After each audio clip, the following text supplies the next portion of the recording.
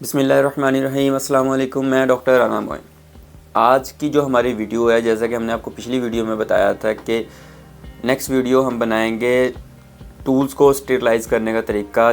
जितने भी टूल्स हैं उनको किस तरह हम पाक किया जाएगा जरासीमों से, तो उसके बारे में आज हमारी कंप्लीट एक वीडियो है छोटी सी। तो उम्मीद करता हूँ ये आपको पसंद आएगी। हम आपका टाइम नहीं ज़ाया करेंगे, चलें हम इसको शुरू करते हैं। सबसे पहले जब पेशेंट का हमने इलाज कंप्लीट कर लिया है, जो विज़िट था उसके ऊपर हमने उसको जो भी उसका करना था, दांत निकालना था, रूट कैनाल था, फिलिंग थी, एक्सट्रैक्शन थी, जो भी हमने उसका करना था, उसके बाद हम क्या करते हैं टूल्स के साथ, वहाँ से हम शुरू करेंगे। अब जिस तरह ही पेशेंट ख़त्म हुआ है तो एक जो हमारा असिस्टेंट होगा वो सारे टूल्स को इकट्ठा करेगा, जो स्टेरलाइज होने वाले होंगे उनको सबको इकट्ठा करेगा एक पन्नी के अंदर, या जो भी एक कागज़, हर डॉक्टर का अपना एक डेकोरम होता है। कुछ ये वाइट कागज़ है जिस तरह मैं यूज़ करता हूँ, इसको भी मैंने ऑटोक्लेव किया होता है। और कुछ लोग हैं जो वो ब्लू कलर की आपको पन्नी नज़र आ रही है उसी को यूज़ करते हैं, दोनों ही ठीक है। हर डॉक्टर का अपना डेकोरम है, इसमें कोई बड़ी बात नहीं है, सब ठीक है ये। अब हम आ जाते हैं कि जो टूल्स हैं ये हम ले आए हैं स्टेरलाइज रूम में। कुछ डॉक्टर्स ने ये अलग से बनाया होता है, कुछ ने वहीं पे एक ट्रे रखी होती है, उसमें सारे ये इकट्ठे करके डालते रहते हैं। ये हर एक का अपना अपना स्टाइल है। अब जिस तरह इसमें से कुछ डिस्पोजेबल चीज़ें होंगी, कुछ मेटल्स की जो चीज़ें हैं ना, उनको तो हम डाल देंगे इस तरह करके एक बाउल के अंदर, एक टब के अंदर डाल देंगे जिसमें हमने पानी डाला होता है और पानी में केमिकल डाला होता है, वो मैं आपको दिखाता हूँ। अब जिसमें जो ये डिस्पोजेबल चीज़ें थी ये सारी हमने, ये टब है, इसके अंदर ये हमने डाल दिया है। आपको पानी का कलर थोड़ा सा चेंज नज़र आएगा। फिर उसके बाद जितने डिस्पोजेबल हैं वो हमने बास्केट में फेंक दिए हैं। अब ये एक जो केमिकल है ना, इसका नाम है, आपको नज़र आ रहा होगा, ज़ीटा 1 अल्ट्रा। ये कंपनी का नाम है बेसिकली। इसके अंदर जो केमिकल है वो ऑलमोस्ट कई ब्रांड बनाते हैं, ये कंपनी का नाम है, ठीक हो गया। अब ये कर क्या सकता है, ये आपको इसकी वीडियो नज़र आ रही होगी। ये बैक्टीरिया को भी मार सकता है, वायरस को भी मार सकता है, जो फंगस है उसको भी मार सकता है, ठीक हो गया। इसकी कंसंट्रेशन होती है, इसको यूज़ करने का एक तरीका होता है। ये 3 मेजर जो चीज़ें हैं ना, बड़ी चीज़ें हैं जिससे बीमारियां फैलती हैं, ये उनको मार सकता है, ये केमिकल मार सकता है, ठीक हो गया।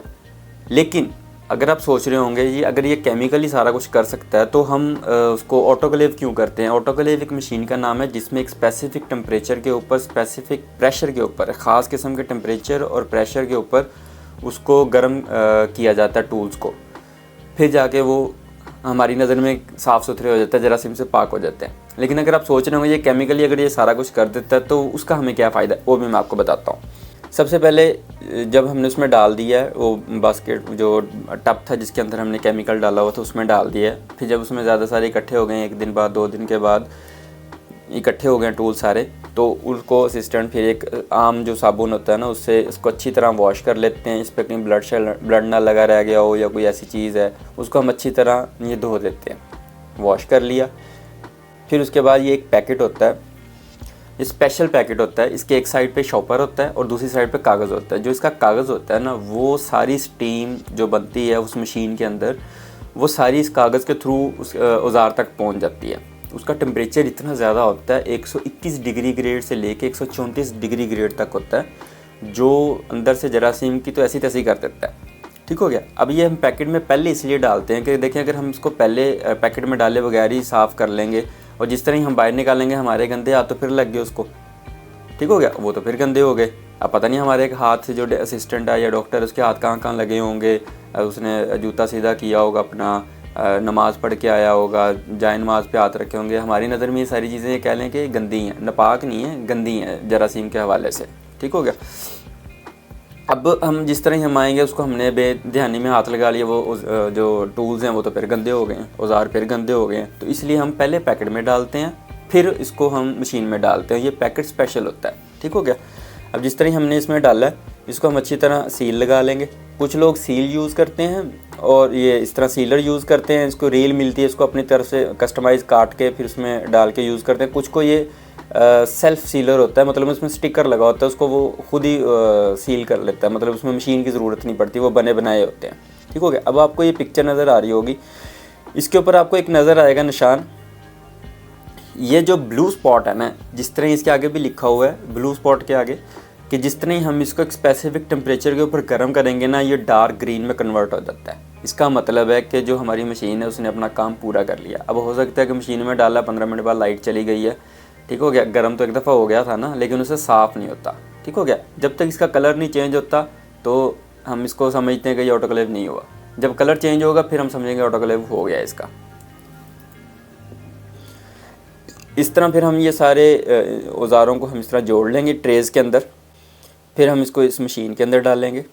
ये मशीन हर बंदे के पास डिफरेंट कंपनीज़ की होंगी, ठीक हो गया। ऑलमोस्ट सब कंपनी, जितनी भी कंपनीज़ है ना, सबकी प्रिस्क्रिप्शन सेम ही होती है कि कितना टेम्परेचर देना है, कितना प्रेशर देना है, सबका सेम ही होता है। अब हमने इसको यूज़ करना है 121 डिग्री ग्रेड पे। आपको ये लाइट की वजह से थोड़ा मध्यम नज़र आ रहा होगा। हम इसको यूज़ करेंगे 121 डिग्री सेंटीग्रेड के ऊपर, ठीक हो गया।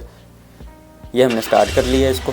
ये तकरीबन 80 से 90 मिनट के लिए चलता है। जो इससे पहले मॉडल है, पिछली जनरेशन है, उसमें थोड़ा कम चलता है, उसमें ज़्यादा फीचर नहीं है, ठीक हो गया। इसमें ड्राई साइकिल चलता है क्योंकि स्टीम होती है ना, गीले हो जाते हैं।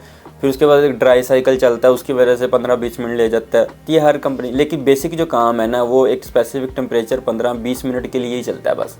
उसके बाद इसको ड्राई करने का प्रोसेस होता है सारा। तकरीबन कलेक्टिवली अगर मिला के हम देखें ना, तो ये तकरीबन 70 से 80 मिनट के लिए चलता है, ठीक हो गया। अब ये साइकिल हो गया कंप्लीट, जो आपको लिखा नज़र आ रहा है स्क्रीन पे, साइकिल कंप्लीट, ठीक हो गया। अब इसको हम खोलेंगे, ये आपको धुआं नज़र आएगा।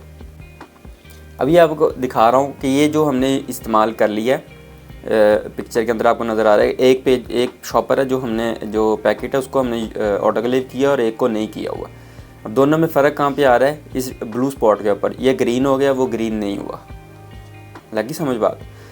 इस तरह जब ये प्रोसीजर कंप्लीट हो जाता है ना, तो इसका मतलब है कि ये जरासीम से पाक हो गया। अब इसमें से कुछ टूल्स ऐसे हैं जिनको हम ऑटोक्लेव नहीं करते, मतलब प्लास्टिक की जो चीज़ें होंगी ना, वो हम ऑटोक्लेव नहीं करते, वो ख़राब हो जाती हैं इतने टेम्परेचर के ऊपर जाके। बेसिकली उनको हम जो डिसइंफेक्ट है ना, वो जो हमने केमिकल आपको दिखाया, उससे से हम वॉश करें तो वो साफ़ हो जाते हैं। अब कुछ जरासीम ऐसे हैं, हमें अब ऑटोक्लेव करने का फ़ायदा क्या है? वो जो जरासीम है ना, वो जरासीम सारे मार सकता है। वो जो केमिकल है वो बैक्टीरिया भी मार देगा, वायरस भी मार देगा और फंगस भी मार देगा। लेकिन एक जो वायरस है ना, जो हम डेंटिस्ट्री में समझते हैं कि ख़तरनाक किस्म का वायरस है, वो है हेपेटाइटिस का, एड्स का। ये बड़ा जालिम वायरस है, ये बड़ा ढीठ किस्म का है, किसी अजीब ही नस्ल का है। ये जल्दी नहीं मरता, उससे भी वायरस मर जाता है। तो उसके अंडे हैं ना, वो नहीं ख़त्म होते। उनका जो ऊपर शेल है ना, जिस तरह अंडे का एक कवर होता है वो वाइट कलर वाला, इस तरह इनके स्पोर्स के ऊपर भी एक कवर होता है। इसके अंडों को स्पोर्स बोलते हैं। उसके ऊपर कवर होता है, वो नहीं टूटता उस केमिकल से, ठीक हो गया। उसके लिए हमें इसको गर्म ही करना पड़ता है, फिर जाके वो ख़त्म होते हैं। अब जो हेपेटाइटिस वाला वायरस है ना, वो सबसे ख़तरनाक है हमारे लिए। जो कोरोना हो गया और टीबी का वायरस हो गया, दूसरे वायरस, ये तो आम कह लें कि साबुन से भी मर जाते हैं, ठीक हो गया। लेकिन ये जो हेपेटाइटिस सी, काला पीला यरकान, एड्स, इनके वायरस, इनके अंडे हैं ना, वो नहीं ख़त्म होते। उसके लिए हमें ऑटोक्लेव करना पड़ता है। अब जो चीज़ें खून में रंगी जाती हैं, मतलब दांत निकालने वाले औजार, रूट कनाल करने वाले औजार, इन पर डायरेक्ट ब्लड लगता है पेशेंट का, ठीक हो गया। अब इनको ऑटोक्लेव करना इंतहाई ज़रूरी है। अब जो चीज़ें हैं जिन पे ब्लड नहीं लगता, जिस तरह हम ब्रेसिस लगाते हैं बच्चों को, उसके जो औजार हैं हम करते उसको भी हैं, लेकिन अगर हम उसको सिर्फ डिसइंफेक्ट भी कर लें तब भी वो काफ़ी है, क्योंकि उन पे सिर्फ थूक लगता है और थूक के अंदर इतना स्ट्रॉन्ग वायरस होता ही नहीं है। सिर्फ ब्लड के अंदर जो हेपेटाइटिस सी और एड्स का वायरस है ना, वो स्ट्रॉन्ग है, वो टूल्स को गंदा रखता है, जो आगे जरासीम फैलाने का बाइस बनता है, ठीक हो गया। अब जो दूसरे वायरसेस हैं वो साबुन से मर जाते हैं। नज़ले का वायरस है, ये साबुन से मर जाएगा बेचारा। कोरोना का वायरस है, वो साबुन से मर जाता है बेचारा। तो उसके लिए हमें इतनी मेहनत नहीं करनी पड़ती। और जो खून में लगता है ना, वो ख़तरनाक है, उसके लिए फिर हम ऑटोक्लेव चलाते हैं, और बाकी जितने वायरस हैं वो वैसे साफ़ हो जाते हैं। अब दूसरी बात ये है कि मोस्टली डेंटिस्ट, 99% डेंटिस्ट हर पेशेंट पे यही समझते हैं कि इसको काला पीला यरकान है, बेशक उसको ना हो। क्योंकि अगर वो ये समझेगा जी इसको है, इसको नहीं है, तो वो सबके इंस्ट्रूमेंट अलग से उसको करना शुरू कर देगा ना, साफ़ करना शुरू कर देगा। जी इसको हेपेटाइटिस सी है, इसका मैं ऑटोक्लेव कर लूँगा, इसका नहीं। वो सबको ही सोचता है कि सबको है, ताकि अगर किसी को नहीं है तो चलो अच्छी बात, अगर किसी को होगा भी तो वो उसके औजार हैं वो साफ़ हो जाएंगे, ताकि उसका जरासीम आगे ना जाए। भूल चूक इंसान से ही होती है ना, कि गलती से कोई असिस्टेंट से गलती हो गई है तो वो अगर इंस्ट्रूमेंट किसी और को लग गया तो फिर तो जो बीमारी है वो तो फैल गई है। लेकिन यही होता है कि उसको डॉक्टर जितने भी हैं मोस्टली यही समझते हैं यार इसको ना हेप सी और हेप बी है, काला पीला जरकान है। उनको अगर हम समझेंगे तो हम प्रोटोकॉल ये फॉलो करेंगे, अगर हम समझेंगे ही नहीं तो प्रोटोकॉल ही नहीं फॉलो करेंगे, फिर हम जुगाड़ ही लगाते रहेंगे। तो ऐसा नहीं है, जितने भी आप डेंटिस्ट के अच्छे डेंटिस्ट के पास अगर आप जाएंगे ना, प्रोफेशनल्स के पास, वो हमेशा ऑटोक्लेव हुई चीज़ें ही आप पे इस्तेमाल करेंगे। उम्मीद करता हूँ आपको ये वीडियो पसंद आई होगी, प्रोसीजर सारा समझ आया होगा। इसके अलावा अगर आपको कोई क्वेश्चन है तो कमेंट में पूछ सकते हैं, रब्ता कर सकते हैं। आप प्लीज़ वीडियो को शेयर कर दें, लाइक कर दें और चैनल को सब्सक्राइब कर लें ताकि आने वाली मज़ीद वीडियो से आप बाखबर रहें। जज़ाकल्लाह, फ़ी अमानुल्लाह।